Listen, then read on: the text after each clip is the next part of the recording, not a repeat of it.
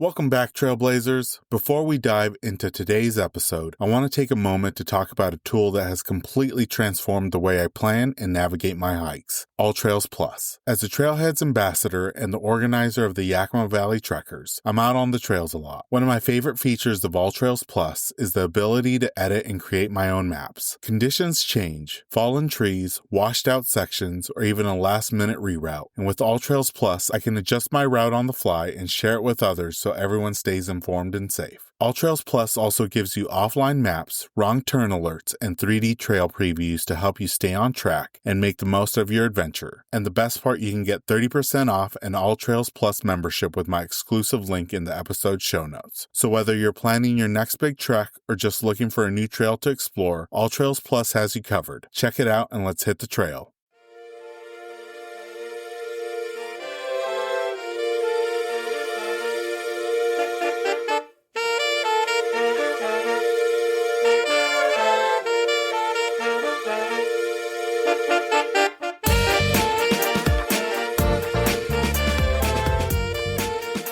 Welcome to Season 11 of the Hikes and Mics podcast. I'm your host, Ivan, and each week we're hitting the trail through conversations with extraordinary hikers from across the United States. This summer, I've had the chance to sit down with some truly inspiring adventurers, and I can't wait to share their stories with you. From rugged summits to soulful solo treks, their journeys will spark your wanderlust and maybe even push you to take the next step outdoors. We're closing out Season 11 of Hikes and Mics with an inspiring conversation featuring Dominique, Georgia-based hiker, national park enthusiast, and an advocate for the land we all share. From peaceful strolls through Georgia's hidden gems to trail work with Trails Atlanta, Dominique reminds us that being outdoorsy isn't about chasing miles, it's about care, connection, and community. She opens up about hiking with her 2 senior pups, her emotional ties to Death Valley, and the vision behind her Pure Trail POV project. We also dive into the importance of accessible green spaces, acknowledging Indigenous histories, and why she believes that speaking up for our parks is the bare minimum we owe these landscapes. Tune in for a thoughtful season finale that celebrates love for the land, respect for its stories, and the communities built along the way. Without further ado, let's jump into this episode with our guest,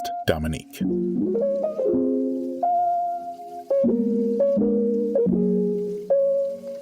Welcome, everyone, to the latest episode of the Hikes and Mics podcast. I have a really exciting guest with me today. She's from Georgia, and she's going to be sharing a little bit about her hiking experience and adventures, as well as how the hiking scene is in Georgia. Dominique, thank you so much for joining us on the podcast. We always like to start off by having our guests share a little bit about themselves and how they got started hiking. Well, thank you for having me. I'm really happy to get on here and chat with you. So about me, I'm a military brat, born in Germany, and made my way over to the US at the age of 3 and settled pretty quickly in the South, where I've stayed here in Georgia, first grade through senior year of high school. I've lived in Michigan, where I did my undergrad. I've lived in California in the Bay Area, where I did my law school and beginning of my career. I even lived abroad in Australia for some study abroad activities, and ultimately came back to Georgia in 2022 to just be at home. This is where home is for me. And so I'm pretty much in my old stomping grounds. That part was pretty unintentional, but I'm back here. And as cliche as it is, I'm a millennial in the corporate world, just trying to get through my day. And in my PTO and off time, I'm outdoors with my dogs. And, I'm a huge national park enthusiast, a road tripper, a solo traveler, a dog mom, like I said. And yeah, that's where I've been and how I am. Yeah, I'm right there with you. Millennial in a corporate world, and I have no shame in using as much as my PTO as I possibly can. Now, Dominique, I was kind of sharing with you before we started recording that I've really become interested in going down to Georgia and exploring the outdoor recreation that's available all across the state. You guys have beautiful waterfalls, state parks. I'm hearing the fall color season is gorgeous down there as well. Being based out of Georgia with a state that has so many hidden gems and underrated gems, what are some of your favorite parks or trails that you think maybe deserve a little bit more love? Honestly, I don't even know if I want to say all the places I think deserve more love because I don't want them crowded. But I mean, obviously, we know about the major state parks that everybody goes to and loves. And we all know that, Chattahoochee River runs through most of metro Atlanta. But my favorite parks are the smaller, or I guess less busy state parks. So Etowah, I went to pretty recently. It's mostly the Indian Mounds where you can just kind of walk and learn and see how the cityscape was for indigenous cultures back then. Something about it was so extremely peaceful. And I really value that in my parks. I just went to Sloppy Floyd State Park last week, and the lake was probably the most placid lake I've seen in most of our state parks. And we're talking about fall colors. Oh my gosh, Vogel State Park, so pretty. And they do, I think, like a fall festival every year. So it's just really nice to see people out and recreating in these spaces and, in a quieter, more kind of contained way than you do in your big, flashy, and popular parks. But I wouldn't say that there's any like, in the cut, like hidden gems that I'm like, yeah, this is how you get there. You just go into this bush and you make the right turn. There it is. So diverse in, the state parks that you have. One place that I have pinned that I'd love to go to, and I think it's not too far from Atlanta, is that there's a bamboo forest in Georgia. I lived in Hawaii for many years, and those were some of my favorite forests. The fact that there's bamboo forests here in the States that's easily accessible is something that is so amazing, and what makes Georgia so unique with the outdoor recreation, from waterfalls to lakes to bamboo forests. It has a little bit of everything. It does. And I think it's funny because the bamboo forest specifically, that's actually in the Chattahoochee River park system. And it's funny because everybody knows about it, but a lot of people have a hard time getting to it. And to be honest, I was one of those people the first time I tried, but I've since been, and it is really interesting and it's so pretty. It's unexpected. I still don't even know how or why it's there. I've tried to research it like a million times. I can't find anything. So I should probably ask a park ranger, but in due time. Now, Dominique, you already mentioned that you're a dog mom, and you could see in your feed that you love hiking with your dogs. Can you share a little bit about them and then some of your favorite dog-friendly trails? I absolutely can share about my dogs. I love them. That's one of my favorite topics. So I've got two little guys. I've got Winston, who's an 11-year-old Cairn Terrier, famously portrayed by Toto in Wizard of Oz. He's going to have a birthday next month, so he'll be 12. I also have Oscar, who's a West Highland White Terrier, or a Westie, famously portrayed by like the Caesar's dog food mascot. And he just turned 11 last month. So I've got little senior citizens, but they're troopers. They like to hike. They're terriers. Latin root terra, meaning earth. They're very outdoorsy. You wouldn't expect it seeing them in like a house or in a hotel or something, but they love it. They eat it up, their little hams. And I don't necessarily love traveling with them and taking them on hikes just because I worry about them like nonstop. The best hikes, or their favorite, I would assume, have probably been White Sands National Park out in New Mexico and Indiana Dunes up in Indiana, purely for the sand. They love to dig. I think they've probably digged 500 holes between the two parks. And they would reach China very easily if I let them keep going. But I don't know, seeing the little joy on their face and they're just doing their thing and it's natural to them makes me pretty happy. And I try to pick trails or hikes that it doesn't really matter the length, 2 miles, 3 miles, they'll hike it. But I try to pick things that is more in alignment with their breed type and what they naturally would like to be in. Because if it's not, Winston will stop walking. And he's about 20 pounds and very heavy. So I don't want to carry him everywhere. Now, Dominique, you mentioned, you're a big fan of the national parks as well as the great state parks there in Georgia. You've been to not just White Sands, but Great Basin, and you've been to one that I've been trying to get to for quite some time, and that's Dry Tortugas. Is there one that's really surprised you from a visit, either maybe by changing your perspective or sticking with you in an unexpected way? I feel like this question is very similar to what's your favorite national park? And I always say this, I don't have a favorite. I like them all equally. Truly, I do. There's something very cool about each park that I've been to. But Death Valley in California just holds a very special place in my heart for a multitude of reasons, quite honestly. But something about Death Valley that really just hit me in the feels like immediately as I got there was how freeing it is and how open it is. It's pretty much the park I associate with the beginning of my national park travels, my hiking, outdoorsy, camping experience. It's not the first national park I've been to, but it was the first that made me feel like this is who I'm going to be. This is how I'm going to become. It's the largest national park in the contiguous 48, and you can tell it feels like it when you're cruising into what feels like miles of rock and desert and just sky. But I feel like as far as national parks go and layouts and signage, it's probably the most clearly laid out. There's only so many places you can go in the park, and you can drive up to pretty much every single viewpoint. It's not really much of a hike to get into any of the spots. You could see them all pretty much from the road. And of all the sites that I visited in Death Valley, I would say Ubehebe Crater was so unexpected. The drive up, I don't know, I thought it was so pretty. And I actually teared up when I got to the top and I just looked down and I realized I don't know, it was like, Mom, I made it. I'm doing it. I'm here. This is great. This is amazing. And, if you've been to Ubehebe Crater, people look like ants when they're all the way at the bottom. And I just took that moment to just kind of revel in the beauty of the park and just what exactly I was doing and just how free I felt. So no favorite park, but Death Valley is pretty close. Yeah, Death Valley is definitely high on the list for my California national parks. It's one of the parks I've been to 3 times. There's a few on my list I've been to more than once, but that one I've been to 3 times. And each time something crazy has happened. So good memories.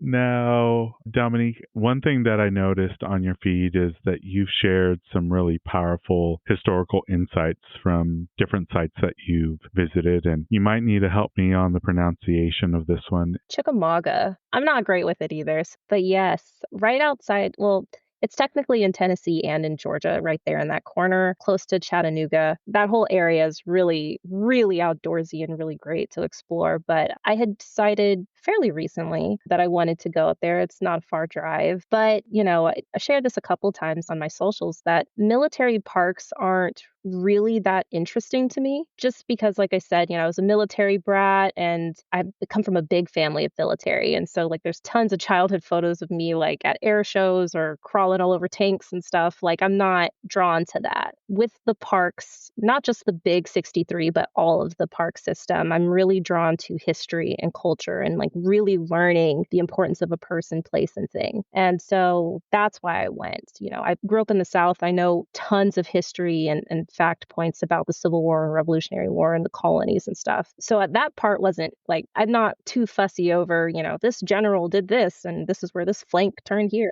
That wasn't the goal. What I was interested in was the smaller part of the park that I had kind of researched and heard about, but wasn't sure about until I got there. And it was part of the Trail of Tears. I spoke with the park ranger when I got there, and he told me that was his favorite part of the park and that it's pretty detached from the battlefield area, and I think it was a 20-minute detour out. But I went, and unfortunately part of the trail was blocked, so I didn't get to do the full trail to the river. But the parts that I did see, I thought were really beautiful and hopeful in a weird way. And I was just kind of thinking, if and when this park gets the funding to do what they want to do with this area, I can't wait to come back and learn more about that. So the Trail of Tears has been a trail that I've been trying to learn more about. I do have Cherokee pretty closely in my family, my great grandmother on my paternal side. And so I hear the stories. I want to do more research in that regard, but I'm just kind of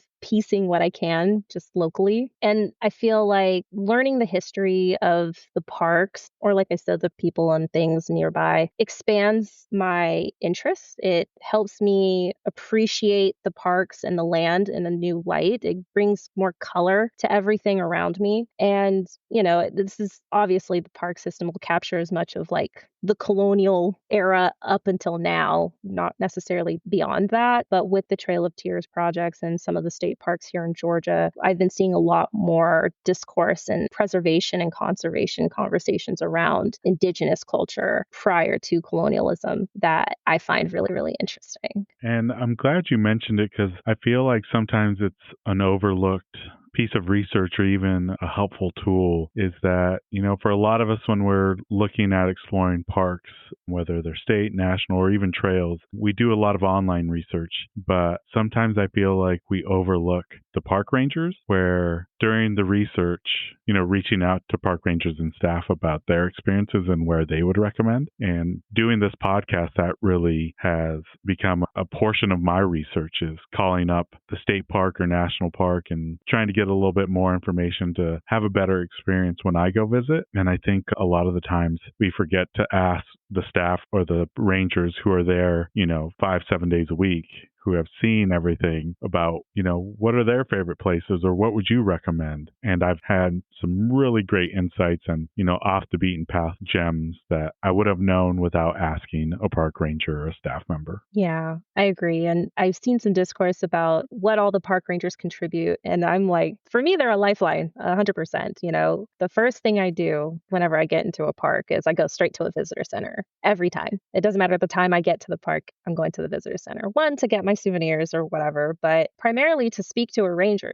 hey, what's the weather? Like, is there something to worry about? Are there trail closures? Where's the best view for sunrise or sunset? Hey, I'm camping. What do you recommend? That's how I end up going into the ranger program that they're having or a demo. I do get great recommendations and just nice conversation in general. I think we had talked about dry tortugas earlier, and I had a great conversation with the ranger there who told me about some sea turtle hatchings that were happening up the road. And I was like, great, so valuable resources, 100%. Couldn't agree with you more. And Dominique, one thing that I really love about your profile is you focus on sustainability. And is there one green habit that you think every hiker should adopt that maybe you see that it's not as widespread known? Ooh, that's not as widespread. I think there's maybe some debate on this. I guess it's kind of like a two-part answer, right? I think the people who dub themselves as like hikers, like, they do this is their daily, this is their form of recreation. Like they know, leave no trace principles, people that are just getting into it. You and I had talked about a ton of hiking groups in Georgia. There's so many that I could just rattle off right now that exceeds 10s, 20s, 30s. But there's tons of people trying to get into the outdoor space. Maybe there were barriers before, maybe it's not a recent topic of conversation in the groups, but leave no trace principles are always going to be the best, rule of thumb. That's always going to be the most sustainable thing you can do. Pack in, pack out, cardinal rule. Let that be your North Star. I think that everything else kind of follows in if you just follow that one principle. And I think sometimes in the excitement of spring or summer and people seeing something beautiful online, they're like, oh my gosh, I can't wait to go to the Smokies or whatever. Because it's so popular online, they don't really think about the human impact. How sustainable is it to have thousands of people on this trail every day? And one person accidentally or never noticed that like a piece of trash flew off their bag and now it's on the ground. Okay, well, if you see it, just pick it up, throw it away for that person or be mindful about how you're bringing stuff in and taking it out. I don't think I could emphasize it more until I'm completely blue in the face, but yeah, like back in, back out. I totally agree. And because I've started to see more and more trash on the trails, I tend to bring either like a small garbage bag or grocery bag where I can just pick up stuff because, it does happen if it's a windy day. Sometimes the wind might carry something out of your pack or your hand. Though one thing I saw recently, and I was trying to figure out what the thought process of the individual was, but I found a container or a cup of coffee that was like half empty, just chilling on the side of the trail. And I'm like, did they set it down and maybe like took in the view and then they forgot about it, or did they think they were coming back and picking it up? But I ended up taking it with me and packing it out. But I think every little bit that we do makes a big difference, because you do see on popular trails, more trash, more human impact. And if everybody just,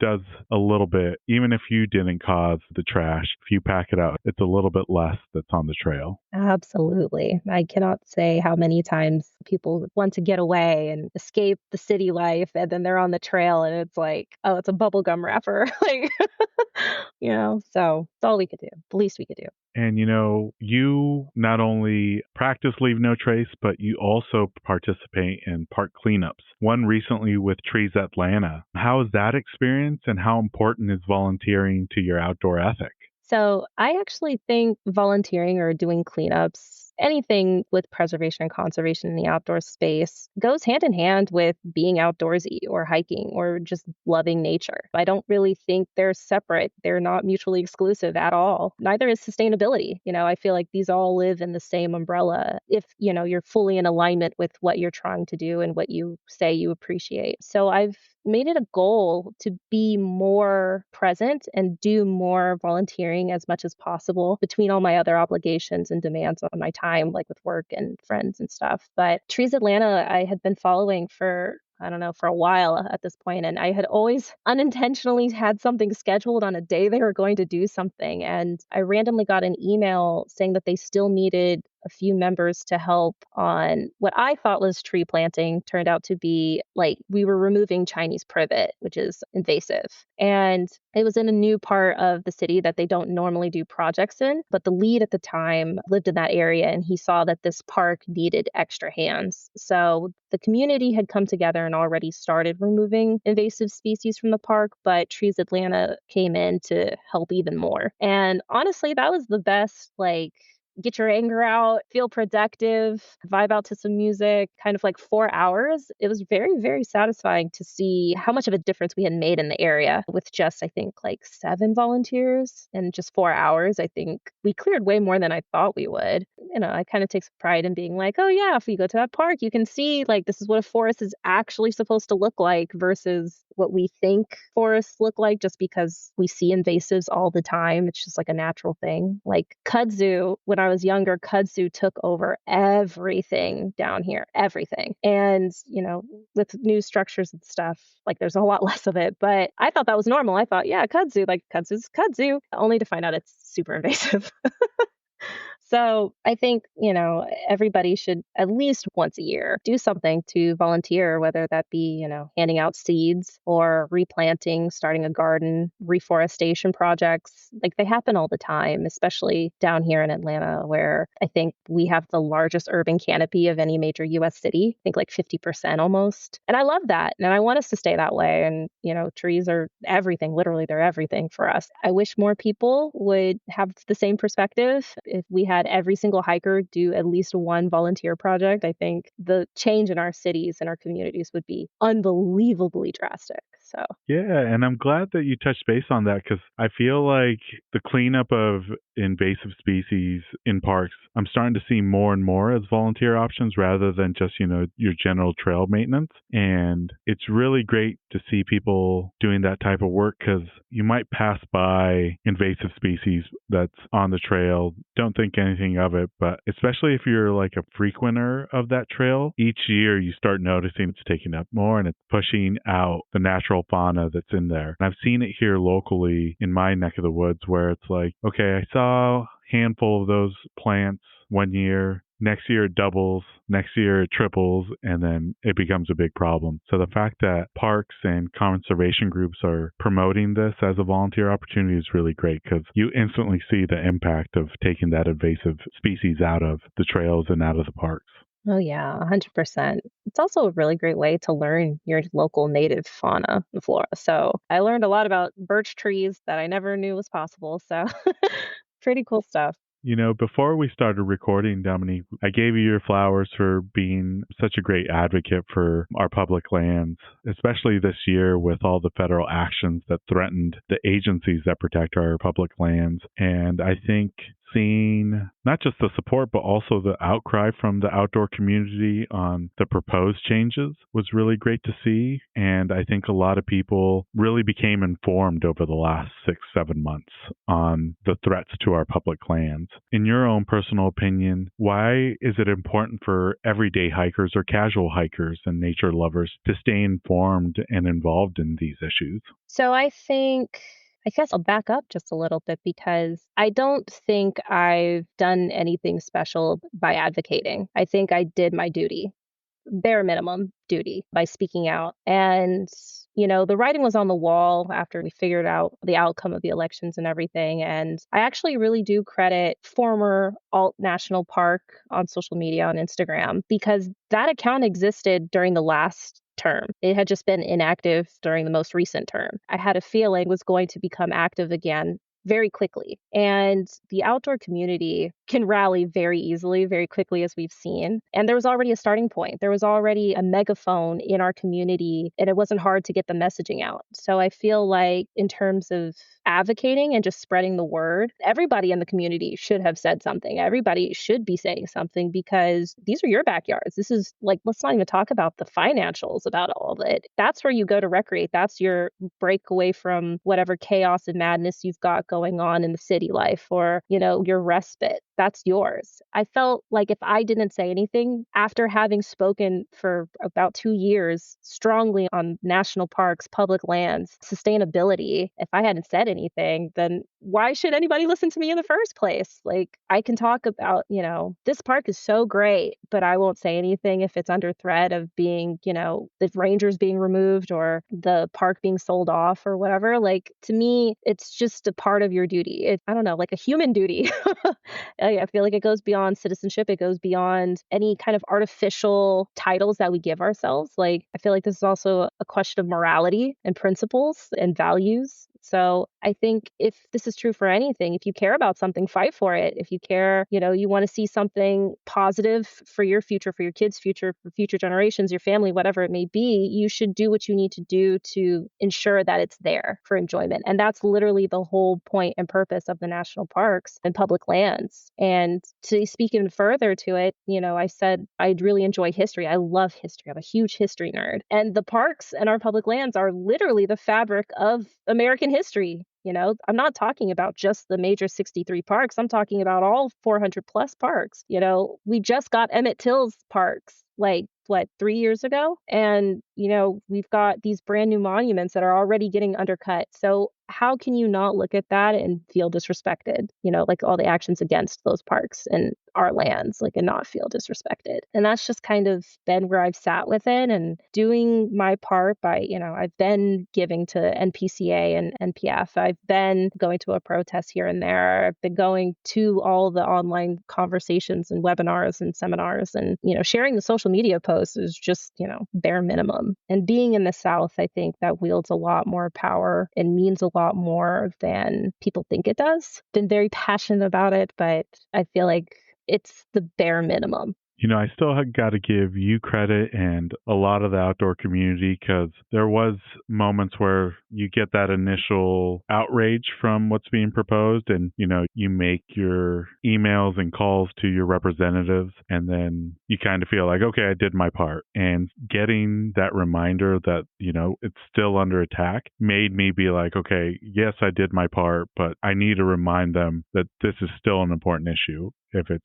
not on a weekly basis or on a daily basis. The community really rallied, like you said, in both instances, both in February and then most recently with the proposed land sales. And sometimes it's just educating people. I knew people that, weren't educated in what was being proposed, and I had to send them the link of, like, here's a map of the land that's being proposed for sale. These are lands that you recreate, not just like hiking, but hunting, horseback riding, and they're being potentially up for sale where you might not have access anymore. And those people that might have not advocated really became informed, and, the outdoor community rallying together, because it did bring people that might not be on the same political aisle to come together on an issue, because the public lands are for everybody. And I think you really saw the community come out and support the public lands in moments of need. Yes, truly. And in a way that felt very, like, at least at the protest, it felt very emotional, but in a way that makes you proud. Like, look at what we can do. Look at like people coming together. Like, this is really great. It feels good. And it's nice to see people supporting that and cheering you on. And I think people who unfortunately maybe sat out or missed out on those opportunities to feel that community, that surge, that energy from their community, I hope, that they're at least thankful or grateful when they go to these parks and we still have them. I know with the rangers right now, it's been tight and I've witnessed it. I've seen it, but they're still here. They're still trying. And I think let's take some of that energy and continue to give that to the rangers and tell them we still have you. We're still there and go to all the events. I don't want to see a single ranger host an event and no one show up. Like, be there and just know like the community's here. It's always been here. It's probably evolved the issues that came out of this term, like the fastest mobilization of any hot issue that came out. I thank Alt National Park Service and, Hella Mallory and everybody else who spoke up really quickly to just kind of be there for the community. I think you do a really great part in educating the community with your post on not just like, these are the top 5 trails in the state park or national parks, but you really dive into the history of these parks that, many, I would say, casual park goers sometimes overlook. How did education kind of become a central portion of your platform and what you share with the community? When I made Dom's Dilly Dallies on Instagram, I shorthand it to Dillies because it's easier. I was mostly just really excited. Like I had just done a whole bunch of travel to the parks and I just felt like a lot of my friends were asking a million questions. And I was like, I have so much information. Like I know so much stuff because I hyperfixate on like crazy. So I just know. So when I made the account, I was never like, I don't intend or see myself as an influencer. I don't think of myself as like a content creator, but I am like passionate about whatever I'm talking about. And so, each post, I mostly post like still carousels, photos, and I'm not really in my posts because I felt it's not about me, what I'm talking about. I'm decentering myself from the conversation. This is about this place that is very special. Let me tell you why it's special. Or this place is very important or significant. Let me tell you why. Obviously, again, this is through like a colonial lens because it only goes back so far, like before indigenous culture. So even though I understand that, it's still kind of like this park only became really popular or became a park because of X, Y, and Z. And I try to shoot pictures and videos that are not edited just because that's what the park looks like. Like, I don't think a pretty place needs to be that highly edited and altered to get my point across. Like, if you see this thing and it's interesting to you, you could add it to your own like bucket list of places you want to see. I'm just adding extra information about it that I think adds to the oomph. Right? Like Grand Tetons. Everybody knows Grand Tetons is, beautiful, gorgeous, whatever. But the history there is really cool. And it should help shape your understanding and visuals of what you're looking at when you're there and appreciation, right? It also gives way to like why this trail exists, because sometimes it's from a really massive landowner, like something. So when I post, I want it to be educational. I want it to be either, steeped in history of how this place came to be known, or at the very least, if you're choosing to go and venture here, here's what you should know. These are things that make it accessible or easier for you to visualize, I think is a good way to say it, because we can all see the views and the popular views and the scenic, like Delicate Arch at Arches. We can all look at that and be like, that's Arches. Let me tell you about the actual hike to Delicate Arch. That's not easy. That's not fun, like those are the things that are sometimes conveniently left out or not discussed as much. And so I like to highlight that and focus on that because I'm not trying to sell you on going somewhere just because of the view. If you want to go, it's because you genuinely want to go. And that's kind of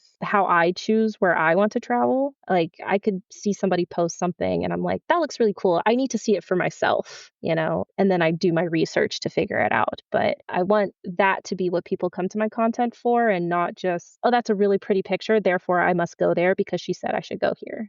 Yeah, and I think that's why I fell in love with your Pure Trail POV series, because there's no edits, there's no fluff, it's just boots on the ground. And I think there is a shift in social media, especially maybe in the outdoor community, where you're not getting those, same views, those same moments. People are looking more for raw moments and genuine moments. How did that series kind of come to be for you? So I'll be honest, it wasn't like a super thought out, like planned thing. Like I said, I'm not an influencer and I'm not a content creator, I guess by like the traditional sense. When I go to a park, I don't, stage anything. I don't set up a shot list of like, I have to get this and that and the other. And then I make the content. I just take pictures and videos of things I like and enjoy. And then I come home and I'm like, oh, I could turn this into a post or I could do this with it. And after my Colorado trip last year, I had kind of gotten like lost. My GPS didn't take me where it was supposed to. And I happened across Capulin Volcano National Monument in New Mexico.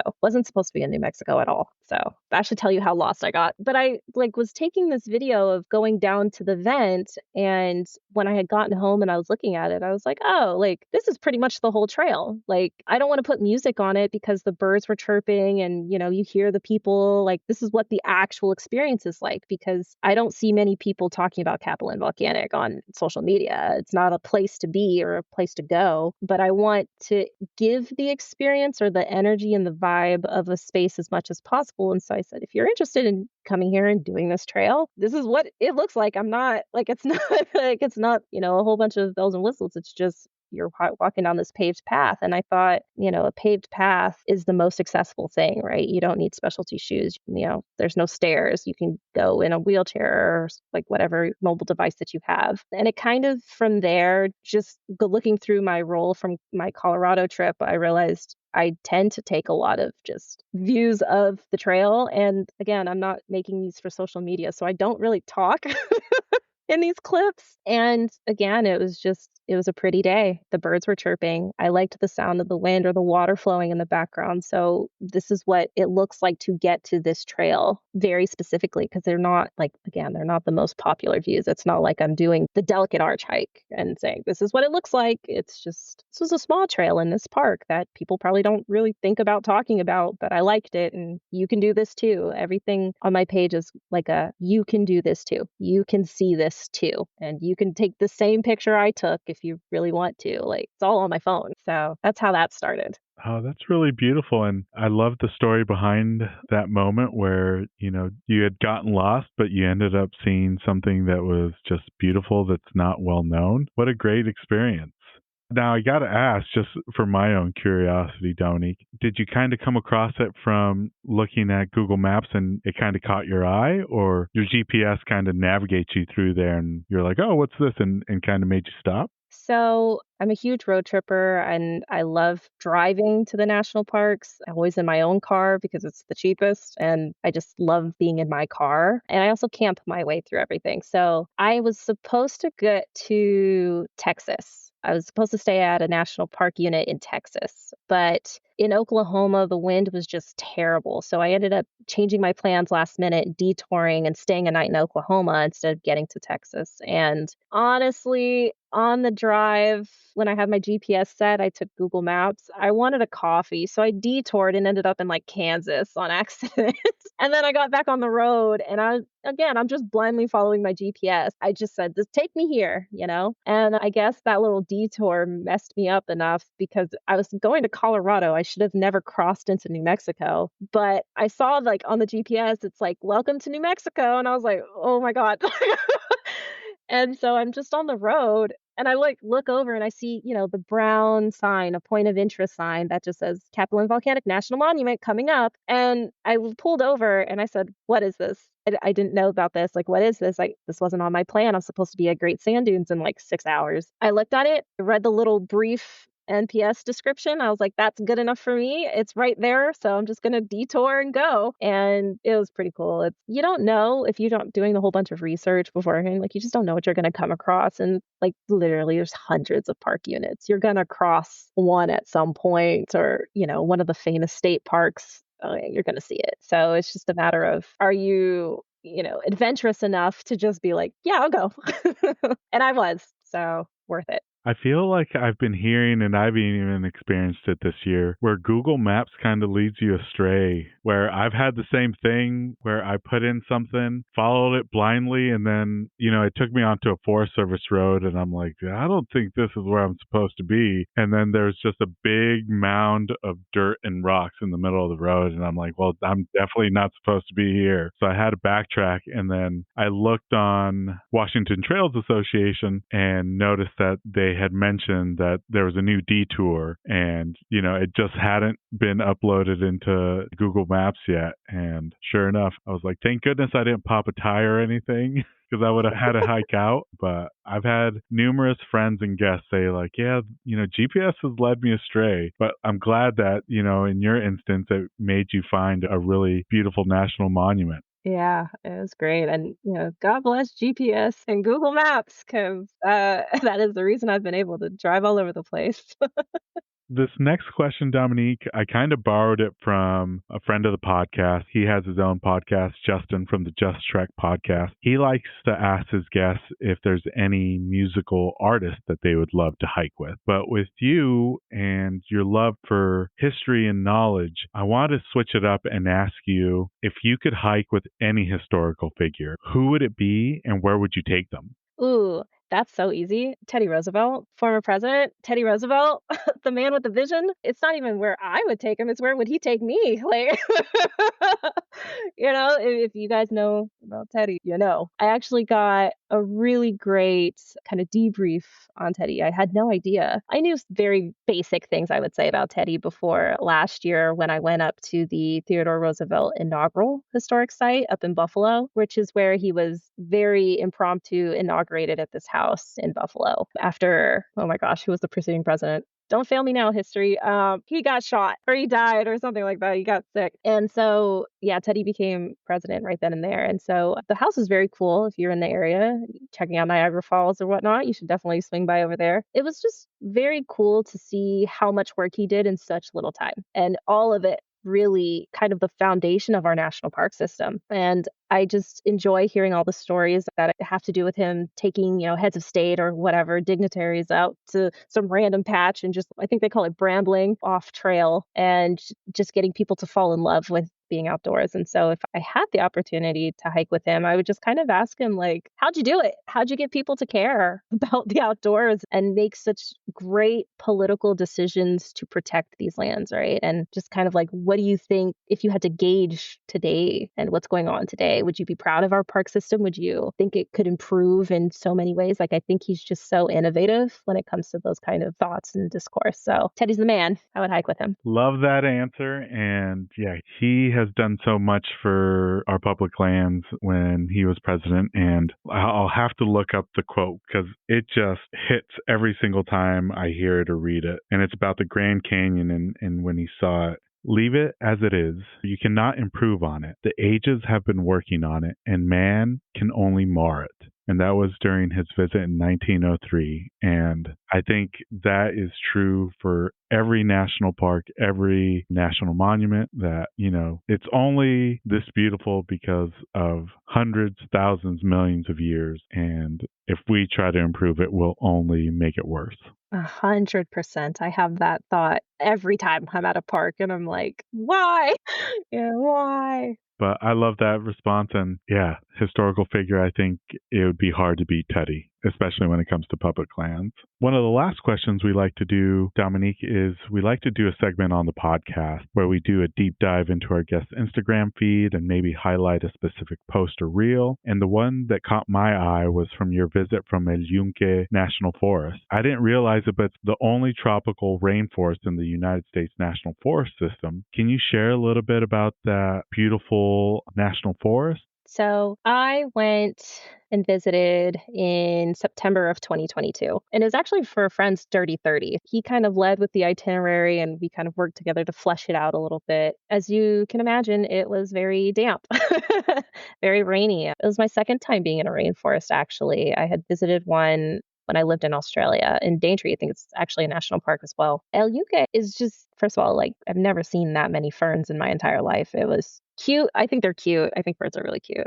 and they're like balled up. So I was just like, oh my gosh, look how cute that is. Like it looks so good. It's like fake almost, right? You can't make it up. You can't improve upon it. It's just pretty as is. It's just nature doing its thing. And when we were close to kind of summiting and getting to the top, it absolutely started pouring on us. And, you could be miserable if you want, but it's literally a rainforest. It's kind of the whole shtick. And so I just appreciated it. Like, wow, I got to witness rain in the rainforest. Like, how lucky am I? And I think my biggest takeaway actually happened once we got back to the States. It wasn't in real time. I was just kind of enjoying the time and space with my friends and the beauty of it all. But actually, the week we got back was the week Puerto Rico had its kind of devastating hurricane. So we collectively as a group donated, I think, about $250 back to relief for the area. Because again, I felt like that's the bare minimum. We got to go and enjoy the beauty. We should help restore it. That's, again, bare minimum. But I learned a lot more about the stuff we couldn't see and just how important the ecosystem is for the area and the threats with urban development and urban sprawl and just how many agencies were like working to just keep the water pure and clean. But the things that I did learn, I think it's the same, like I said, locally. Like I should also put as much effort and dedication into my local group on water because again, Atlanta, like Lanier, the whole water drought thing that we've experienced before, like it is important. And so I've kind of taken my brief understanding of what's going on in Puerto Rico and El Yunque and looking at Atlanta and trying to participate more actively in the community there on that sustainability front. Because as much as I would love to jump in and help and spread the word about what's going on in Puerto Rico, like I cannot help everybody and I have to help my community. I literally pay taxes into this. So I should be doing that. That's, again, bare minimum duty. I think it's great to advocate for all public lands, but I think especially, like you said, locally, where you're paying taxes, where you're directly contributing to these public lands, whether financially or just being on the trails on a regular basis. It really starts at home. And, the more you do at home, the bigger impact it is on your local trails. And then, if everybody did that, I think it would be a huge benefit across all our public lands. Kind of see what's in your backyard and focus on helping in the needs of your local public lands, whether they're state parks, national forests, national parks, city parks. Every little bit helps. And I definitely will say, Dominique, doing research for recording with you, I think I added at least another 10 to 15 parks or places to visit. And, not specifically, like you said, the viewpoints, but just like learning a little bit more about history and going down that rabbit hole of Wikipedia or learning a little bit more about these spaces online has been really great. And I appreciate all you do with your platform for your local public lands and public lands in general. Really appreciate it. Thank you. It's so flattering.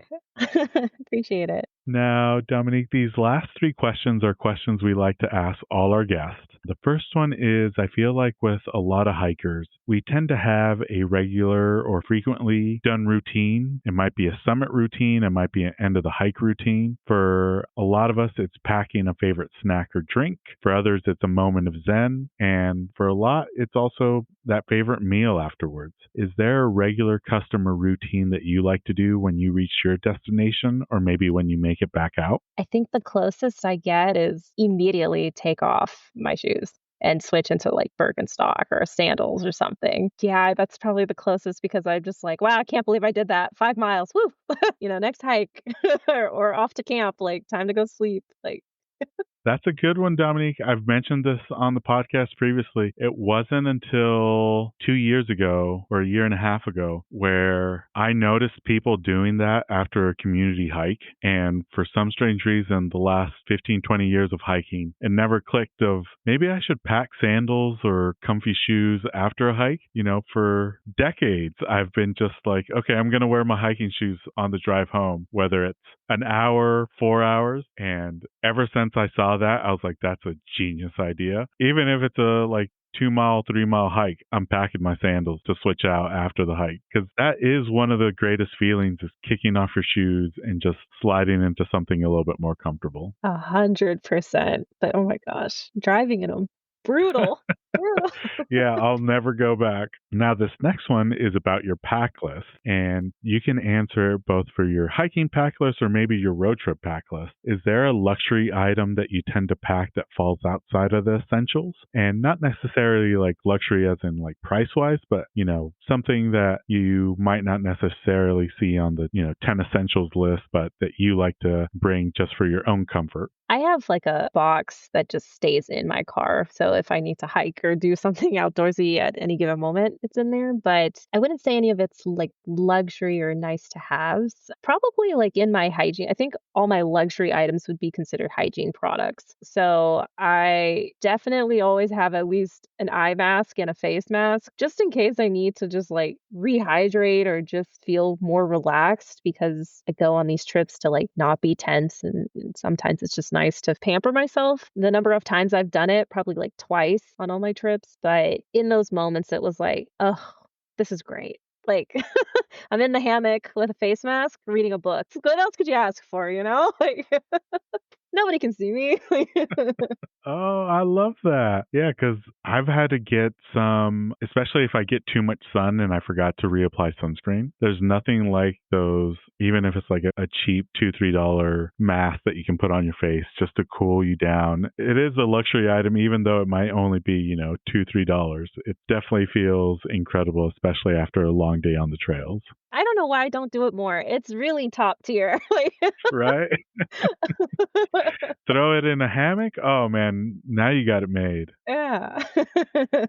Now, this last one, Dominique, is, we're a little over halfway through 2025, but there's still plenty of hiking left in the year. Is there any hiking or travel goals that you have for the remainder of 2025? I have 2 international trips coming up in fall, pretty much. So one in early October and one in November. They're not my plans. These are things that I've either a work trip or a friend's plans, but I have dedicated those time periods for them. I might sneak off and do something outdoorsy on my own just so they don't have to get dragged into it or whatever I choose to do. But as far as my travel plans, I normally do one giant like summer trip. My Colorado trip last year was in July, and then I did a trip in September. Obviously, we're in August, and I feel absolutely insane that I haven't done anything, but I am currently planning something.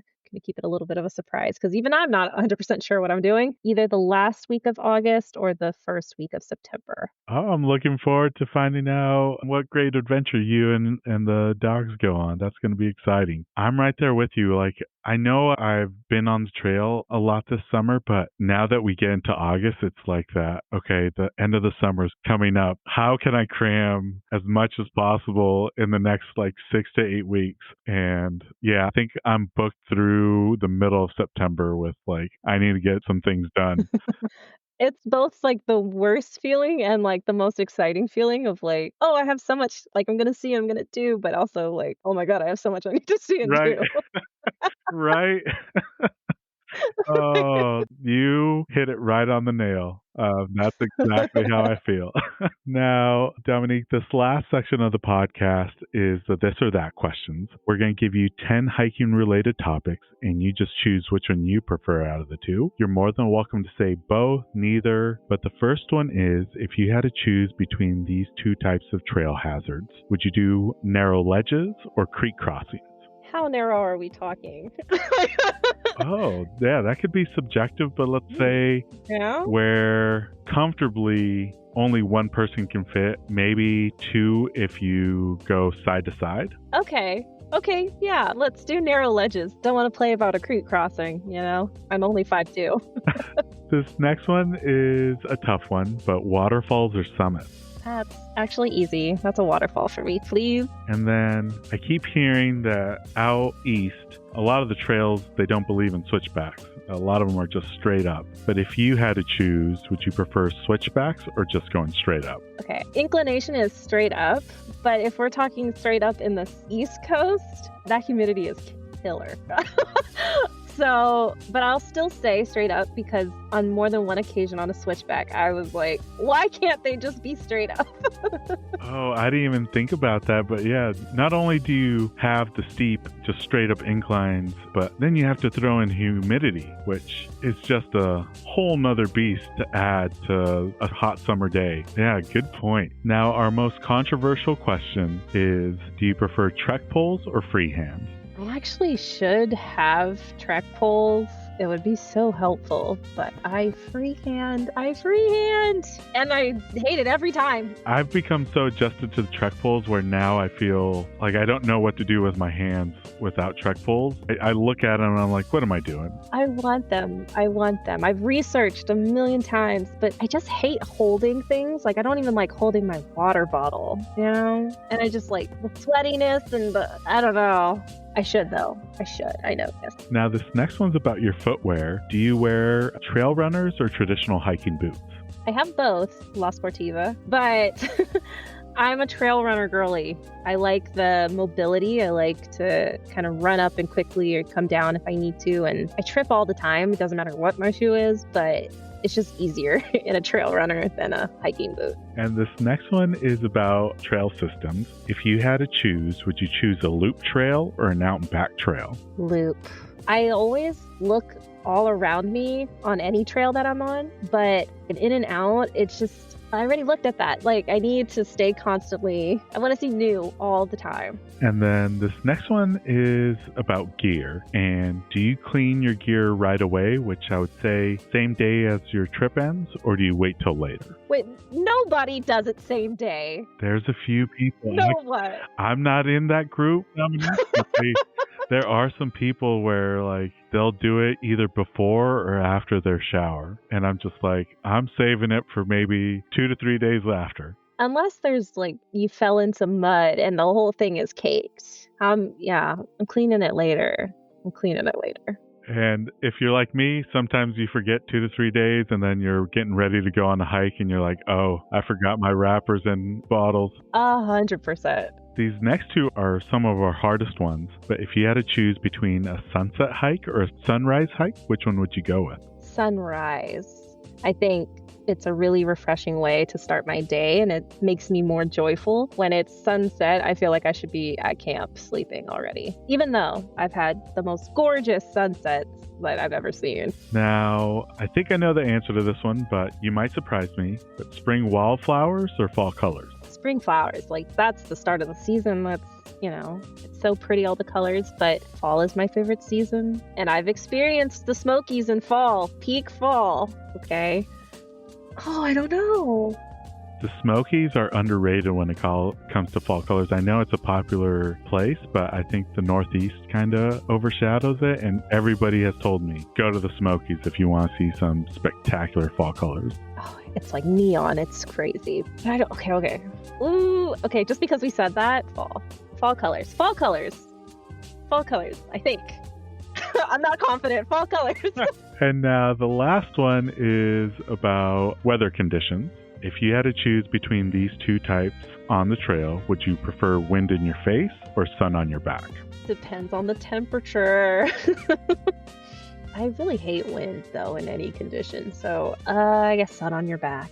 Sun on my back. And Dominique, that was it for the this or that questions. If folks want to follow your journey and the places that you visit that you're able to share on social media, where are some of the places they can follow you both on social media and online? So I really just stay in my little corner on Instagram. You can follow me at Dom's Dilly Dallies. All one word, no apostrophe, no hyphens. Dom's Dilly Dallies. And we'll be sure to put that in the episode show notes so people can follow along. Dominique, it has been so much fun speaking with you, and I really appreciate all that you do on your social media channel, not just in advocacy, but also in sharing what you've learned both on and off the trails. It has been a remarkable time speaking with you. Thank you. I've had a lot of fun, and you're a great person to chat with.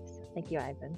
And that brings us to the end of this episode alongside Dominique. We extend our heartfelt thanks to them for joining us on the podcast. Be sure to follow them on Instagram at Dom's Dilly Dallies and by checking out the episode show notes.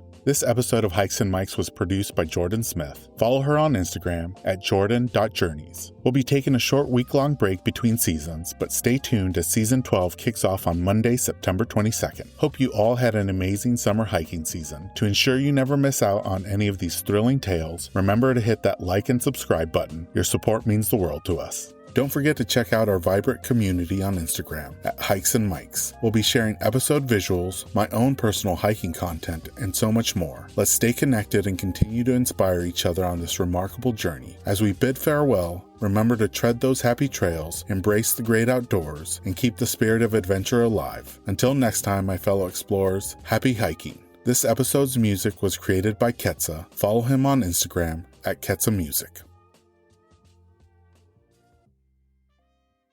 This episode is brought to you by Ursa Minor Outfitters. Folks, I'm absolutely in love with my loon mug. It's handmade, it's an absolute piece of art. Whether it's at the office or at the house, people keep asking to check it out. If you're not a loon fan, they also have other beautiful mugs for wildlife fans of moose, bears, and eagles. They specialize in products highlighting the outdoors and local pride through quality design by local artists. They've even started expanding into items beyond mugs, like apparel, dog accessories, and soon candles and more. They also try to partner and highlight other small businesses, and in some cases, forego profits in lieu of charitable giving to help their community, such as the dog rescue. So check them out, ursaminooroutfitters.com, and enter promo code HikesMikes10 at checkout to receive 10% off your order. And for our four-legged hiking partners, they also have a portable silicone dog bowl and also a sweet over-the-collar dog bandana. Go check them out, ursaminooroutfitters.com, and don't forget to enter promo code HikesMikes10 at checkout to receive 10% off your order.